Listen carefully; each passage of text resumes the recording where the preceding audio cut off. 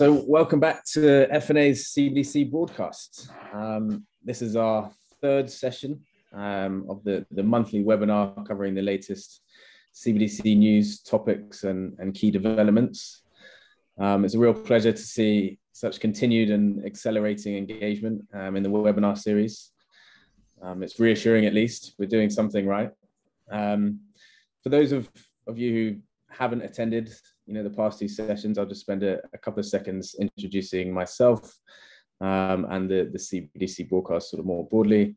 So my name is Will Towning. I'm a growth strategy manager and academic lead at FNA. I have been, and if all continues to go to plan, I will continue to be your host throughout this series. Our broadcast, or our CBDC broadcast, hopes to achieve sort of two main things. One is to provide an interesting roundup of some of the latest CBDC news and key developments and sort of debates.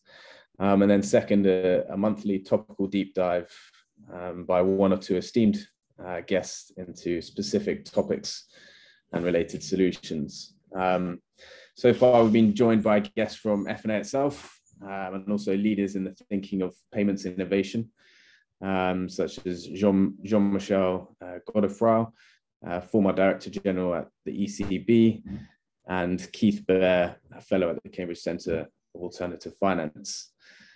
Today we'll be joined by Mark Williamson, Managing Director and Global Head of FX Partnerships and Propositions at HSBC, and Soren Mortensen, Global Director of Financial Markets at IBM. They'll be sharing some of their insights about a recent CBDC interoperability project conducted by the two firms. So I'm very much looking forward to hearing them speak. Now, before I do hand over to my colleague Carlos Leon, the Director of Advanced Analytics and Simulation here at FNA, who will be doing some proper introductions and moderating today's session. As always, I have two items on my agenda. The first is housekeeping. If you can all post your questions in the Q&A function, and then what we try and do, and it's worked well so far, is to try and answer these all in one go. We'll leave some time at the end of the session so we can start answering some of your questions at the end.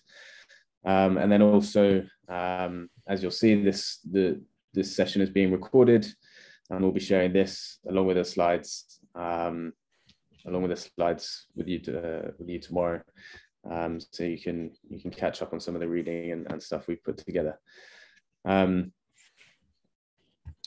haven't even been clicking my slides, so this is the slide that I was supposed to be speaking over when introducing our guests. But I'll now move on to my second roundup, my second item, which is hopefully an interesting roundup of some of the key CBDC developments and debates in the news. So my first item, concerns the devastating impact we're seeing and some are experiencing in Ukraine.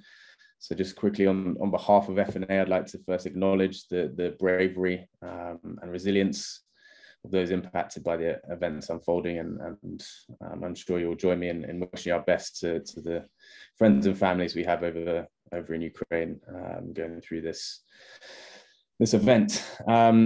So an article published by the Official Monetary and Financial Institutions Forum argues that digital currency networks could reduce the potency of sanctions on Russia, which I think is quite an interesting analysis. So, as you all know, the moves by the West in recent weeks to exclude Russian banks from the SWIFT messaging network and the Federal Reserve clearing service have meant that some payment systems, like China's cross-border international payment system and Russia's system for transfer of financial messages, now won't allow Russian counterparties to clear in dollar transactions.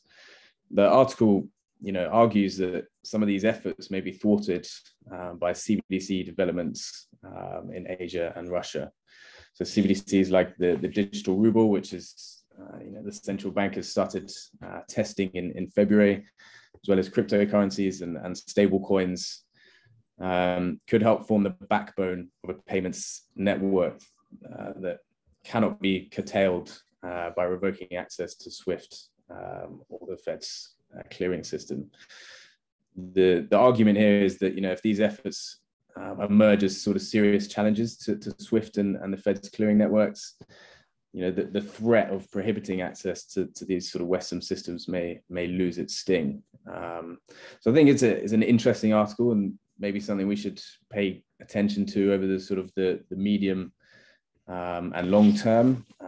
But I guess in the short term, Russia still faces significant cultural and business isolation, and perhaps the size of Russian imports and exports might still be a daunting task for payment methods like stablecoins and cryptocurrencies.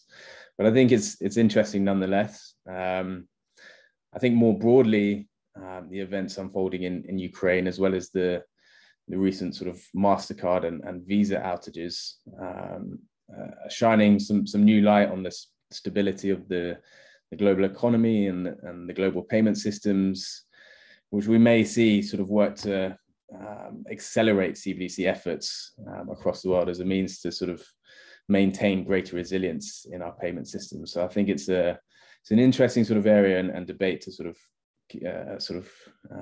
keep an eye on over the coming sort of weeks and months. And so earlier this month, my second news item, the US announced that it's taking an all-of-government approach to digital currencies. And so if one thinks of the CBDCs as the new space race, which I hear more often these days, this executive order that Biden is set to sign suggests that the US is now firmly in the race and is taking it very seriously. So Biden's executive order will be requiring action from almost all factions of US government to address risks and harness the potential benefits of digital currencies. The running theme throughout the statement really is, or the running sort of ambition or objective of these moves is really to maintain American leadership in the global financial system. So it's this sort of sovereignty element that we're hearing a lot about in these CBDC debates. It spans from requiring the Department of Commerce to establish a framework to drive US competitiveness and leadership in, and also the leveraging of digital asset technologies, to creating greater urgency on the research and development of potential US CBDCs. I found it particularly interesting, one point, which was the announcement that the US government will now be prioritizing participation in multi-currency CBDC experimentation in an effort to, I guess, ensure the leadership internationally and promote CBDC development. So it's it's interesting to see the US now really taking a role in and an interest in CBDCs, maybe slightly late off the mark initially, but they seem to be getting up to speed now.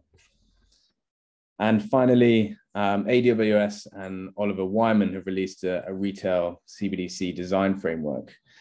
So there are several of these sort of policy design frameworks out or have been published recently, such as the World Bank Group and some thought leadership from the IMF, which we've discussed in sort of past broadcasts. But I think this one sort of differentiates itself from a technology and data perspective. So I just highlight one section which I found interesting, which is the debate around data and the choices or trade-offs policy have around sharing and privacy and competition and these types of topics. So on the one side, striking the right balance between individual privacy and data sharing can unlock sort of innovation potential. This is akin to the kind of moves being made and the ideas formed around the realm of open finance.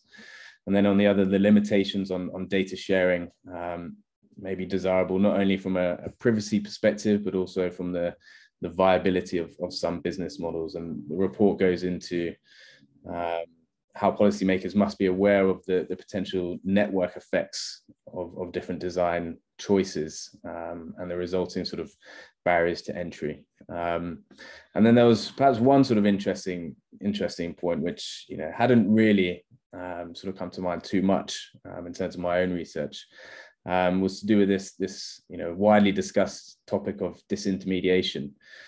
So while there are concerns about the direct impacts of a reduction in bank deposits on credit markets, the report goes into this sort of indirect data element. So deposits play this sort of dual role in the credit as a sort of a credit funding source for financial institutions, and as a means of payments for individuals, which gives banks access to this sort of payments information, which becomes quite important in the efficient allocation of credit. And a CBDC system has the potential to disconnect this dual role for deposits and decrease banks' visibility in payments data, which an interesting sort of insight there. And AWS and Oliver Wyman recommend that CBDC design should enable individuals and merchants to easily share this CBDC related data with credit creating institutions. And this is particularly important for those jurisdictions that have a focus on financial inclusion with their CBDC research. So it was an interesting report, and the links and everything will be provided to you. So if anything is of interest, please do go ahead and do some of your own digging around, because there's a lot to go through. So I just selected one insight which I thought was interesting.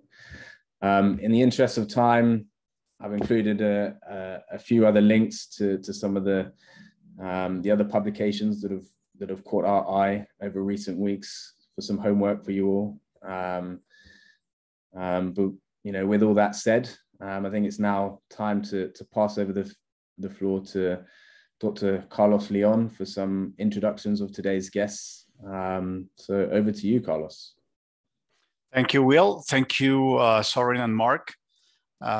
First of all, I want to thank you all for being here, the speakers and the guests and the attendees, which are right now 79. We're very happy to see a lot of people joining this broadcast and to be increasing with each session. So about FNA, I want to say just a few words. What we do at FNA is we develop software, and it's a software that is used to uncover hidden connections and anomalies in large complex data sets that also predict the impact of stress events, and that helps to optimally configure financial systems and infrastructures. What we are at FNA is a leader in advanced network analytics and simulation. Right now, FNA is trusted by the world's largest central banks, government authorities, commercial banks, and financial infrastructures.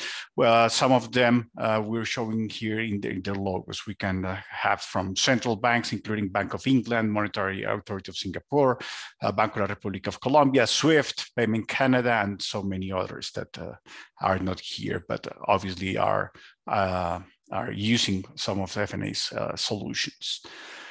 Next, Will, please. About the CBDC ecosystem and the CBDC solution that central banks are thinking of, at FNA, what we are trying to do is to understand the impact of the CBDCs. So for that purpose, we have developed what we call FNA CBDC Simulator. It's a software solution that enables central banks, government authorities, and other financial institutions to rapidly and flexibly test, model, and simulate the economic and financial stability implications of introducing a central bank digital currency. Unlike most models that you can see out there, which are normally equilibrium models or econometrics model, this is something which we tend to describe as a bottom-up approach, in which we try to simulate how people will adopt CBDC, and all the other payment instruments will adjust to this. And obviously this has some impact on the banks and on the financial stability that we would like to measure and to have some insights about. If you want to have more details on this, we can schedule a demo, or you can go back to the first session of this webinar, in which Dr. Kimber Soramaki and I, we made like a good introduction of this CBDC simulator. Next, Will, thank you. So today what we have is a very interesting topic, which we have called IBM and HSBC interoperable multi-ledgers CBDC. Our guest speakers are Mark Williamson and Soren Mortensen. Mark Williamson is Managing Director of Global Head of FX Partnerships and Propositions at HSBC. Throughout his more than 30 years career, Mark has traded, run operations and technology, been Chief Operation Officer, and successfully delivered transformation programs in operations, risk, e-commerce, and e-trading. Mark's role is to assess the use of AI, blockchain, cloud, data, and ecosystems across various existing new and emerging digital currencies, assets, and markets. Thank you, Mark, for joining us. And Soren, who is Director of Global Financial Markets at IBM. Soren has over 25 years of financial market experience delivering mission-critical transformational projects for financial institutions. Soren's responsibilities include the complex transformation of financial institutions and innovation in financial markets, leveraging technologies such as cognitive and blockchain and post-trade initiatives around reference data management, collateral management, and OTC derivatives processing. Thank you, Soren, for joining us today. Thank you for having me. Next one. This time it will be a little different from the previous two sessions, and I'm going to make a very brief summary of what we're going to have about this IBM and HSBC interoperable multi-ledger CBDC. So on December 16, 2021, IBM and HSBC announced successfully design and test of an interoperable multi-ledger central bank digital currency, securities, and foreign exchange settlement capability. This project is part of CBDC experimentations led by Banque de France, looking for answers about a digital euro. Banque de France selected in this process HSBC and IBM to make this development. This was designed and implemented within a 4-month period. And unlike previous experiments, this one executed a complex multi-asset transactional scenario across ledgers. So perhaps and you can correct me if I'm wrong, or you can explain further, because that's the main idea of having you here. The main two components of this project is to reach multi-asset transactions, which include CBDC, eBonds in electronic bonds in primary and secondary markets with DVP settlement, and with FX with payment versus payment settlement. But also it includes several ledgers, including IBM's Hyperledger Fabric and R3 Cordet, which were integrated using IBM's Research Weaver interoperability tool. To us, or when we were reading like the announcement, what we found out is that this aims to reduce time and market risk and to improve the security of transactions between central banks, commercial banks, and clients. So this is a very bird's-eye view of everything that we're going to talk today, and we're going to try to get more information out of you besides what it's in the news and on the websites. Can we go to the next one, Will, please? Oh no, that's fine. We'll leave it there. So, as I just said, today the topic is IBM and HSBC interoperable multi-ledger HSBC. So Mark Williamson and Soren Mortensen will discuss the insights and the views from HSBC and IBM's joint work about this project. As I already said, today we have like a very different kind of a format with this session of the CBDC broadcast.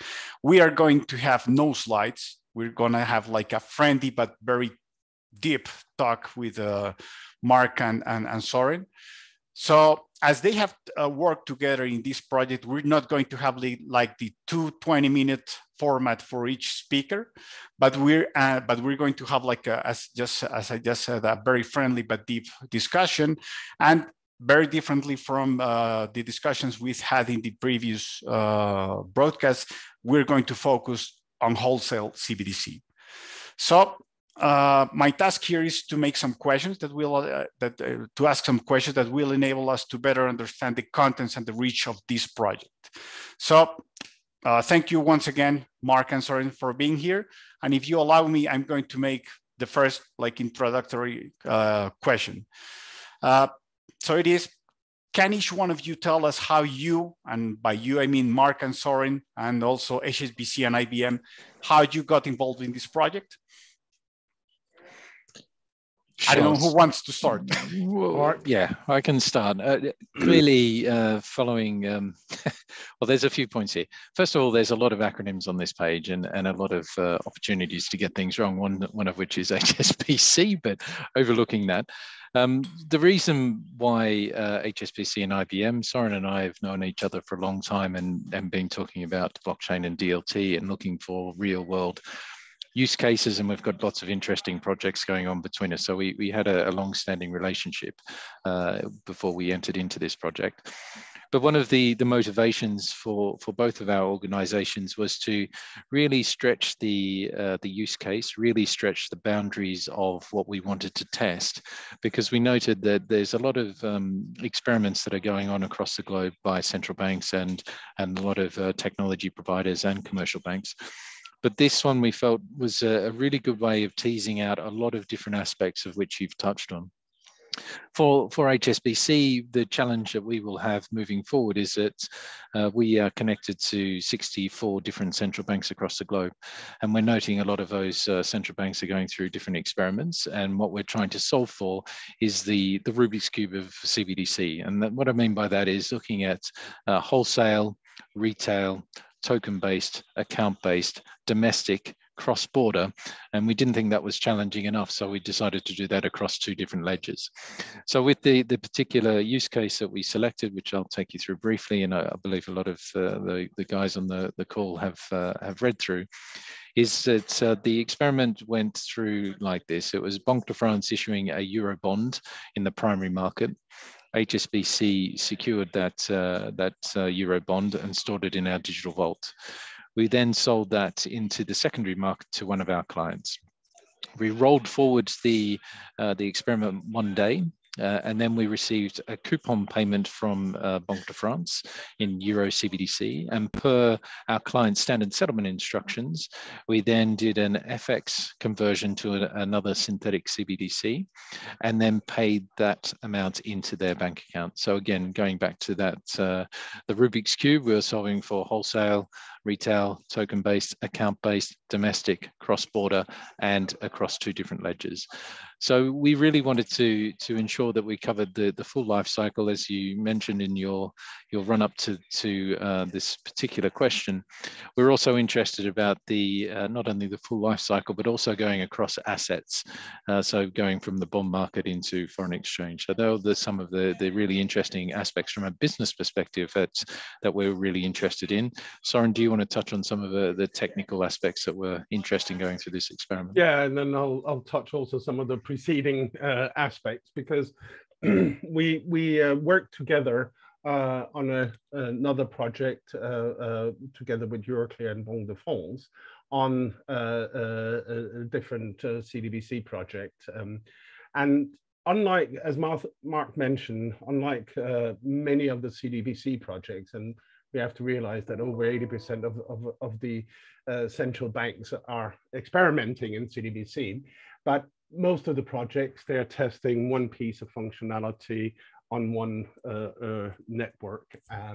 And so the initial project that HSBC and IBM and Euroclear we did was looking at the broad range of issuing, settling primary market, doing secondary market trading and settlement and what have you, of government bonds against CBDC. So a much, much broader functionality. And it was therefore logical that with HSBC, we would look at this and see how can we go even further? How can we go even further in terms of just looking at one network?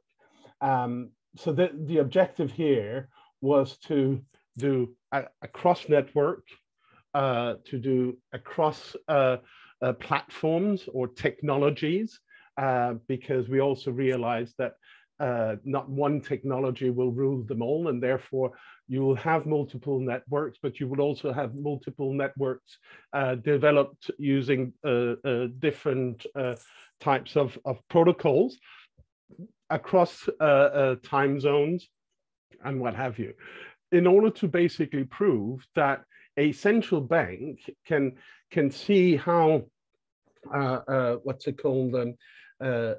can see how their currency and have visibility of their currency across these multiple networks, these multiple technologies, and what have you. And key to this is really around interoperability. And it's the interoperability of between the networks while still having this visibility. So IBM's research Weaver, as mentioned here, was key to all of that, to basically being the bridge, for lack of a better word, between all these different networks and the different technologies, while still ensuring that each transaction would be flowing correctly through all of these networks and technologies, and triggering the necessary events as part of that, while still ensuring that the central bank, in this case Banque de France, who had issued the digital their digital euro, they could still have the visibility of the currencies being in circulation. So it was really taking the next step, the next logical step for CBDC, and basically ensuring that, like in the real world, that these type of CBDCs can operate across multiple ledgers, across multiple technologies, across multiple time zones, while still providing that visibility for the central bank. I think that's great. I mean, I would like to highlight from what you both said. Perhaps there are like a couple of phrases or words like interoperability. I think that's the key here because, as you said, there are many projects right now about CBDCs, but they're like like isolated. Let's call it like that. I mean, that they do not take into account how to interconnect to the other parts of the market, the financial markets. And what you have described, it includes CBDCs, bonds, FX. So I think that's the key, interoperability, but also to interoperability between or among different ledgers, among different registering systems, including CBDCs, including the register of bonds, the registry of FX transactions.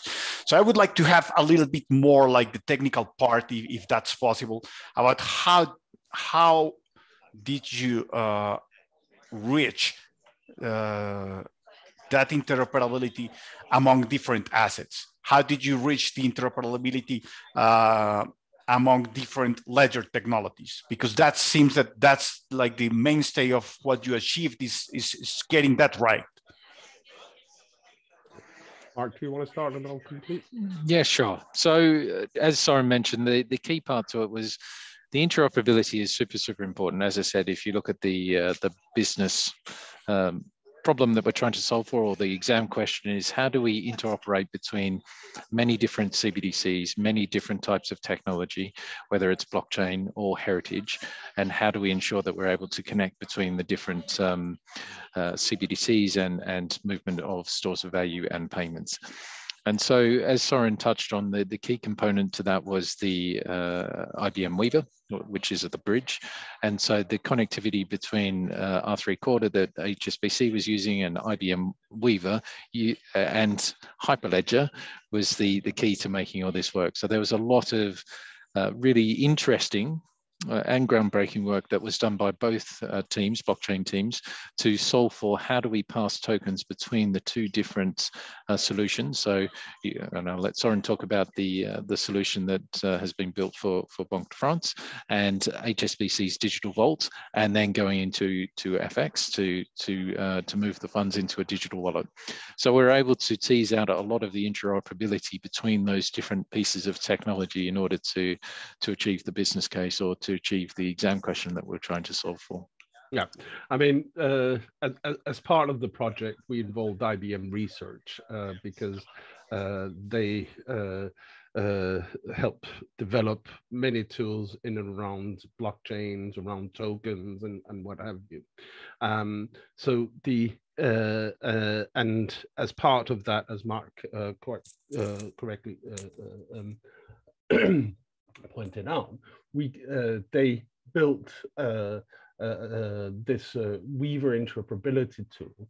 And the Weaver interoperability tool not only enables us to provide interoperability between blockchain networks or DLT networks with different types of technologies. One of the challenges that we also had was that we wanted to make sure that there could also be interoperability between DLT networks and non-DLT networks, and in this case, the Target 2 environment. So the interoperability tool is key to that, and is at the core of that to ensure that data and the tokens can be transferred between networks, irrespective of the network technology platform. Yeah, and as I said, it's a research tool that has been developed for this project, but it is something that IBM is now taking forward. That's very interesting. Mark, are you going to? Yeah, I was just going to say, I think the Soren's downplaying it a little bit. I think that IBM Weaver project or tool is going to be important as the financial services industry grows and starts to connect DeFi into CeFi, so decentralized finance into centralized finance. Having that bridge between the different technologies, so whether it's some of the newer proof of stake versus proof of work and proof of authority, having that connectivity and bridge so that we're able to move tokens between different solutions is going to be super important. You're going to change HSBC. That'd be good, Carlos, if you did that. I thought that was well the HS central bank digital currency. Yeah, well, there you go. Could be the new HSBC stablecoin. Who knows? Yes. And this is why I like working with Mark. He kind of like is very good at reminding me of where I'm at the top. And it is true that interoperability between networks is key to this, whether it's CBDC or other types of assets. And certainly I fully agree with Mark that this is really the future, having tools like the IBM Weaver tool to provide bridges between multiple sets of networks and provide that interoperability between these networks while still ensuring that you have the visibility of, say, for example, from a CBDC perspective and a central bank perspective of your currency that is in circulation. And certainly from my perspective, it's also looking at that you can then, with these type of tools, ensure that you have the necessary controls across all of these networks of where cash is being used. And say, for example, in these days today, that is certainly something which is quite pertinent, that you would want to ensure how cash is or how the digital currencies or assets are being exchanged. Yeah. And one final point I would add, Carlos, I know we're going off script, but you knew that would happen when we went into this. I think the bigger picture is also that financial services is going from its blockbuster to Netflix moment. And what I mean by that is that we're getting lots of different stores and value of payment moving along new technologies, new highways or new protocols, and a lot of that is going to be DLT and blockchain. So having that interoperability between the existing new and emerging forms of payment as and when they become regulated is going to be very important for financial services moving forward. Yeah, and certainly when we are looking at this, and somebody was asking me, does blockchain have a future? Is blockchain the future for financial markets? We've gone way beyond the technology discussion here. Yeah, we've gone into the technology is now facilitating real business cases and real transformation of how financial markets and the industries that they serve will operate at a global scale. Yeah. Soren, you just took my words out of my mouth. What I was going to ask about was, is this a DLT blockchain token only thing? I mean, this is the, I mean, do you think that this is the only way to achieve something like this? This interoperability, multi-asset thing, it's, I mean, DLT and blockchain is the best solution for this, or the only solution for this? Mark, do you want to start tonight? Sure, let's go again. We'll do a tag halfway through. So I think, as ever with any technology, I think that just because you got a hammer, not everything's a nail. And what I mean by that is that, you know, I'm sitting on the trading floor today, and people use Excel spreadsheets. It doesn't mean the whole dealing room's run on Excel spreadsheets, although some would argue against that. But you know, Excel's not the predominant technology. It's a combination of different technologies that provide the infrastructure for us to move money, to manage risk, to make payments. So there's always going to be a combination of different technologies that you use. So DLT can be and is helpful. And as Soren has pointed out, we're seeing a broader adoption within trade, so within supply chain financing, within supply chains, and there's some great work that we're doing with IBM on that.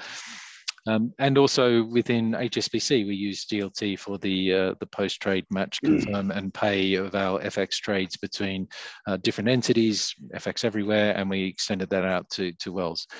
But the important point there is that we use it as an overlay, and we use it to complement existing technologies and systems and solutions that we have within HSBC and more broadly with our clients. And the main reason around that is that it gives us three really important business factors. And the first one is transparency. So for FX Everywhere, just using that as an example, we've got visibility from deal capture through to settlement. We're able to better manage the workflow, whether that's through smart contracts, whether it's just visibility and implementing smart workflows. And we've also got a really strong audit trail. So the transparency, workflow, and audit trail of these new stores of value and payment moving across distributed ledger technology that act as an overlay and complement existing infrastructure is where I think DLT can play a significant role as we move forward. And finally, although we touched on it very briefly, as we start moving into the world of Web 3.0 and Web 3.0, just a very quick recap there. Web 1 was about data, so that was Wall Street Journal sending out data onto a web page. Web 2.0 is what we're in at the moment, which is about the social web. It's about you know, companies like Google, Facebook, Twitter, etc., and videos and content and social media. Web 3.0, we're starting to move into the internet of money, and that transport mechanism for moving money securely is going to be DLT and blockchain. It's probably a bit more than you're expecting, Carlos, but hopefully that gives you a bit of a feel for how we're thinking about it. And Soren, over to you. I will echo that in the sense that we see use cases for DLT, but also we see use cases where it actually doesn't really make sense using DLT. So DLT has a purpose, and certainly the examples that Mark brought up, say for example, FX Everywhere is a good example on how DLT is being leveraged in a way that it actually provides real business benefits. But not all networks are going to be DLT networks. Not all, and therefore one of the things I was emphasizing on is in terms of the interoperability, is that you need to have interoperability not only between DLT networks and having that visibility and the audit trail and all the things that they bring, but you also need to have interoperability with potentially existing networks. And this is also one of the things that we've been doing as part of these, the two experimentations with the Banque de France that I was mentioning, that we have also provided interoperability into the existing infrastructures, in this case, T2S. And I think, so I see a combination of multiple technologies, DLT and non-DLT, operating together. The interoperability, however, will need to ensure that you have that visibility, you have that audit trail, you have that level of security that a DLT network provides, but also one of the things that we are supporting in terms of IBM is very much the membership-based types of networks. So in order to understand and have better visibility of who's operating on the networks from a KYC, AML, and perspective. So ensuring that level of confidence in the network. So whilst the interoperability will be across multiple networks, multiple technologies, that visibility of from a KYC, AML perspective and governance perspective is absolutely essential to us. So in summary, from my perspective, you will see multiple technologies being leveraged in these networks, and interoperability is key to all of this.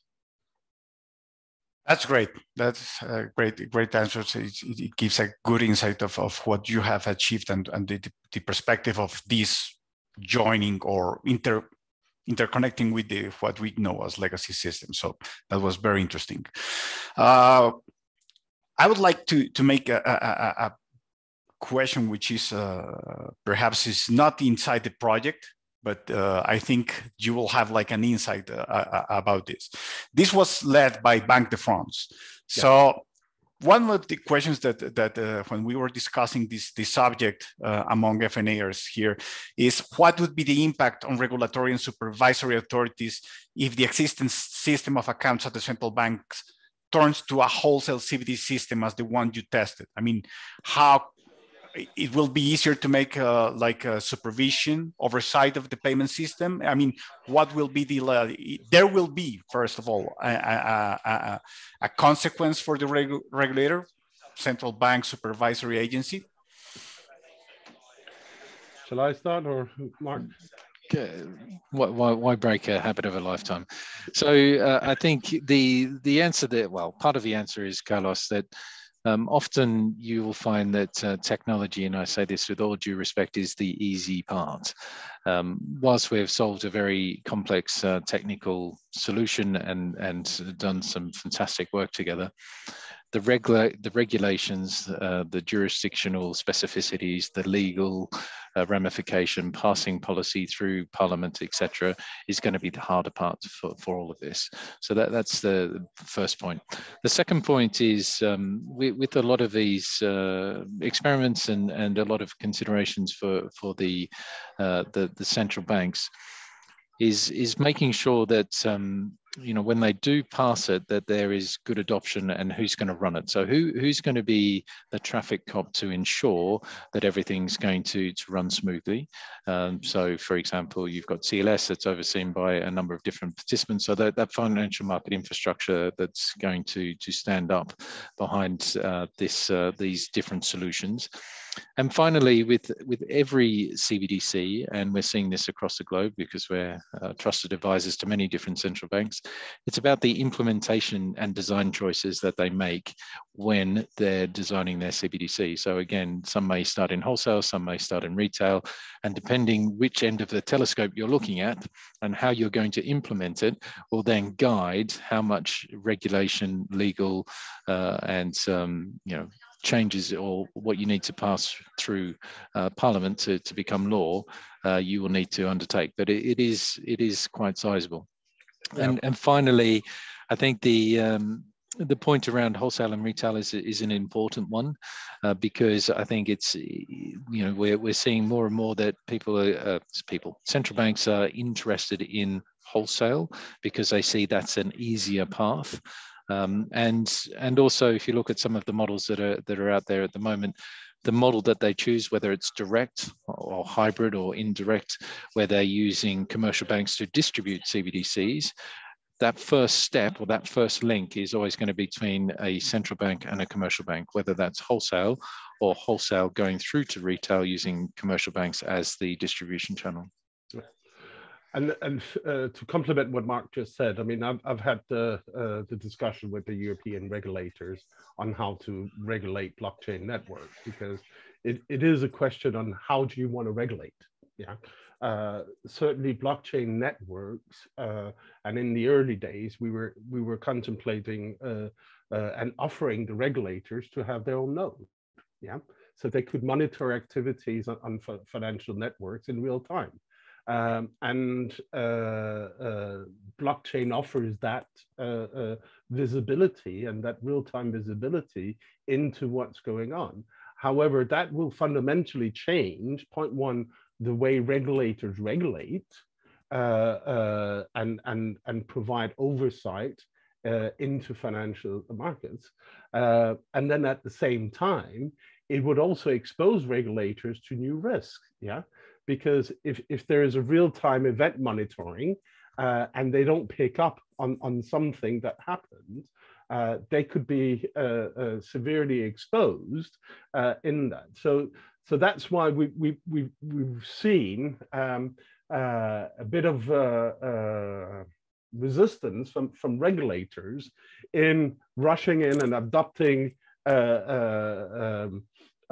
what's it called, blockchain technologies and being part of the networks for that same reason, and basically taking more of a perspective of let's understand the implication much better, let's understand the evolution much better, and then regulate and not rush into that, which I personally think is a sensible approach, as opposed to what is the art of the possible right now, yeah, which is the real-time oversight. Thank you. That was very, very interesting. And once again, Soren got into the topic I wanted to touch, and this is the challenge right now for SupTech and RegTech, about SupTech and RegTech, because all authorities and all central banks should have a node in all the blockchains or the DLT system that will be around.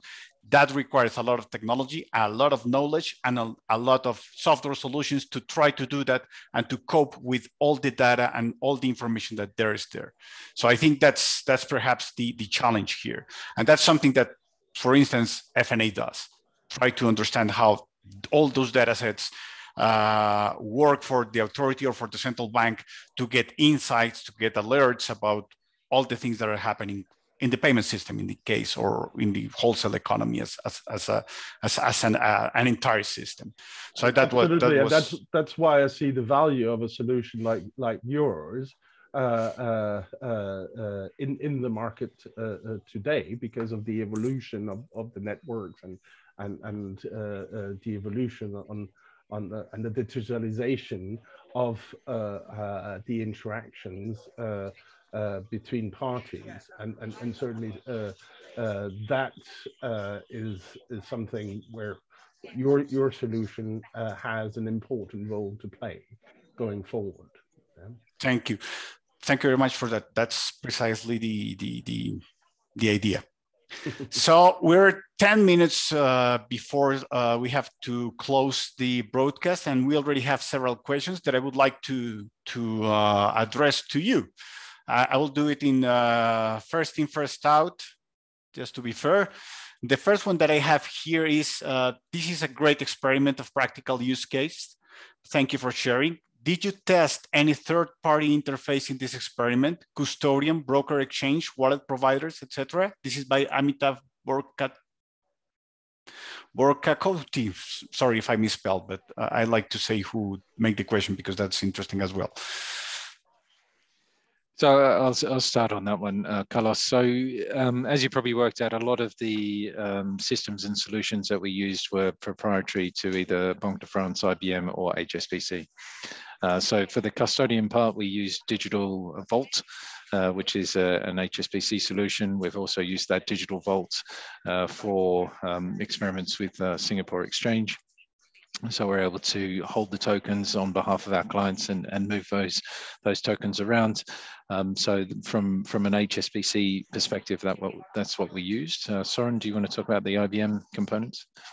Yeah, I mean, certainly, as Mark said, we used IBM components. We used the Banque de France components, the L3S. But what we also did, as I mentioned earlier, was we did the interface into the existing infrastructures, non-DLT infrastructure like the T2S. So the wallet provider, well, the custodian was HSBC, but the experiment interacted with non-DLT like T2S. That's great. I'll go to the next one. It is by Jens Seidel from Currency Research. Do you see opportunities for this technology to make KYC easier and perhaps help further financial inclusion that way? I think that Soren said something about that KYC, if I'm not wrong.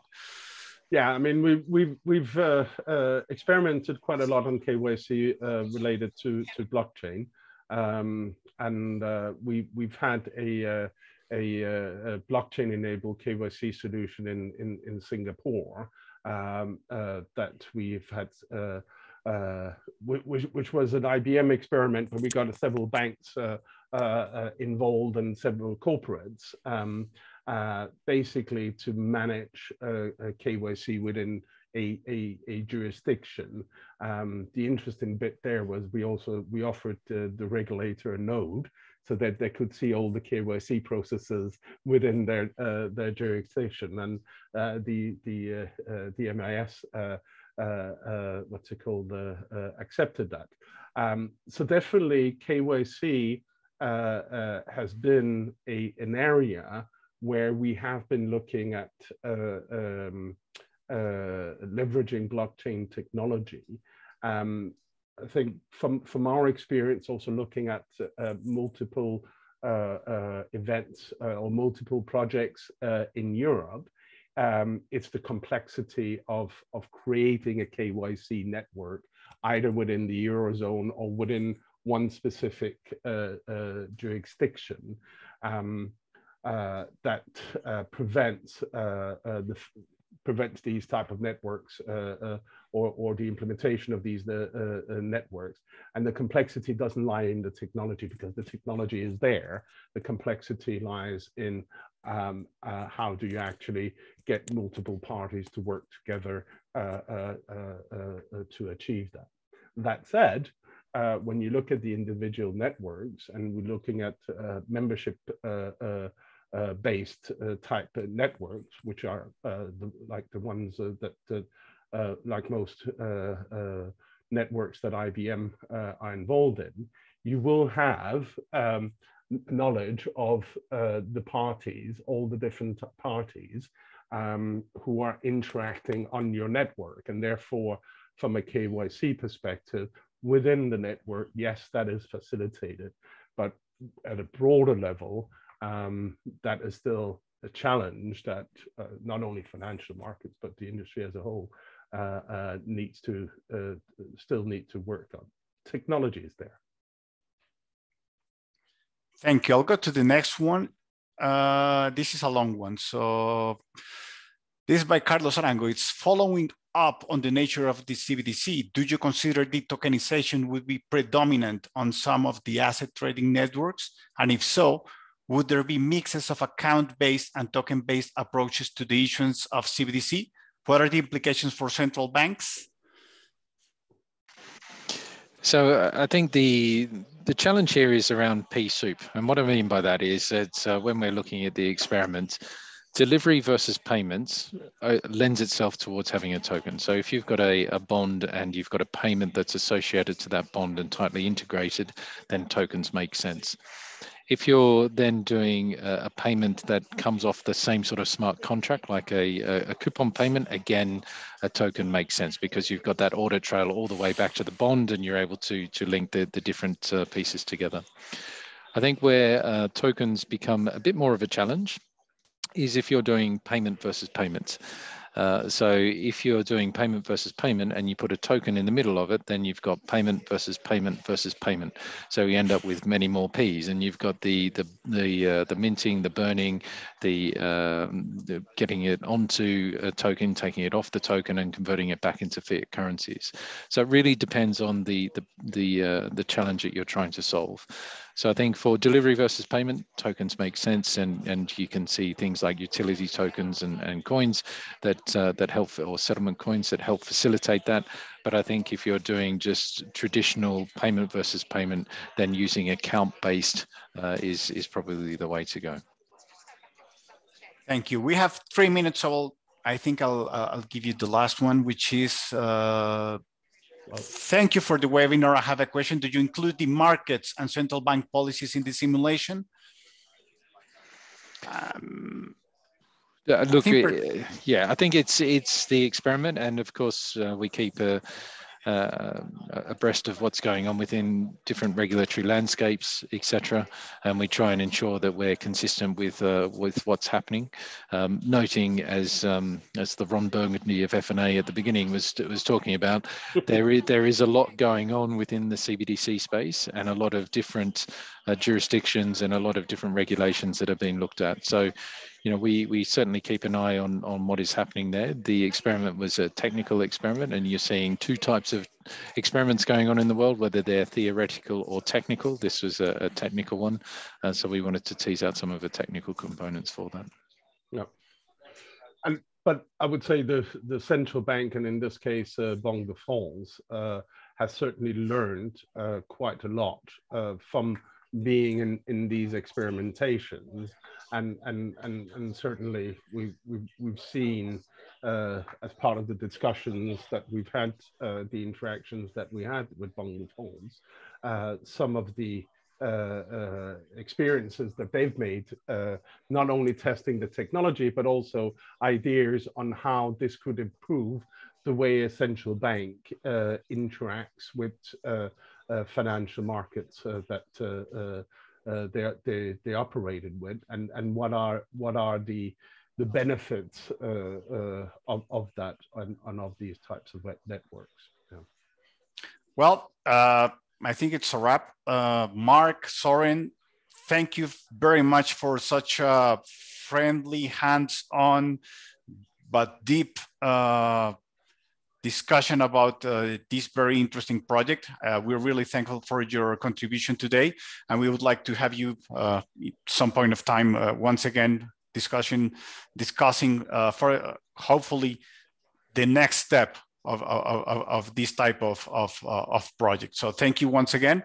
Thank you to everyone for their questions. There are several hands raised, and there are several questions that we could not attend, but we hope to see you and your questions in some forthcoming episodes or sessions of our CBDC webinar or broadcast. If you want to get in touch with us, I mean, here in this slide, you will find all the information. The information is also in the chat. So please feel free to contact us at FNA, and we'll be very happy to help you with whatever you need about this, about our webinar or solutions for this kind of projects. Again, thank you, Mark. Thank you, Soren. Thank you all here.